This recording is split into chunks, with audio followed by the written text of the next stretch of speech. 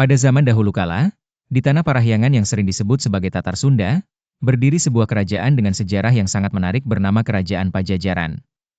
Salah satu raja terbesarnya adalah Prabu Siliwangi, sosok yang tak bisa dipisahkan dari cerita rakyat Sunda. Kerajaan Pajajaran diyakini berdiri pada abad ke-15 Masehi dan terletak di Pulau Jawa bagian barat. Prabu Siliwangi, atau sering juga disebut Sri Baduga Maharaja, memerintah dengan kebijaksanaan dan kebesaran hati. Beliau dikenal sebagai pemimpin yang bijaksana dan sangat dekat dengan rakyatnya.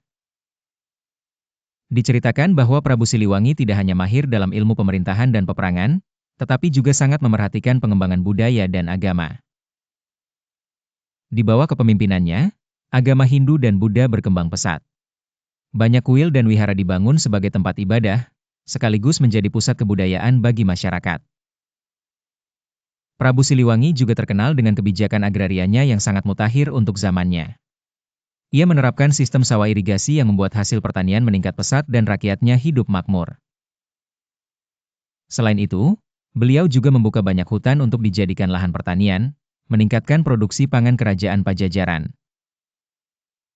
Satu cerita yang terkenal adalah saat Prabu Siliwangi menghadapi tantangan dari kerajaan-kerajaan tetangga. Namun, dengan kebijaksanaan dan strategi yang cerdas, beliau berhasil mempertahankan kerajaan Pajajaran dari segala ancaman dan mengukuhkan posisinya sebagai salah satu kerajaan terkuat di Pulau Jawa.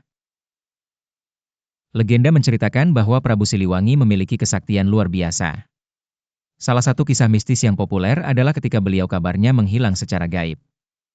Hingga sekarang, cerita gaib ini sering menjadi bagian dari tradisi lisan dan dipercaya oleh sebagian masyarakat Sunda.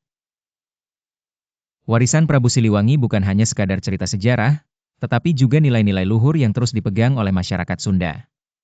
Kerajaan Pajajaran dan Prabu Siliwangi menjadi simbol kebanggaan dan tetap hidup dalam ingatan kolektif bangsa.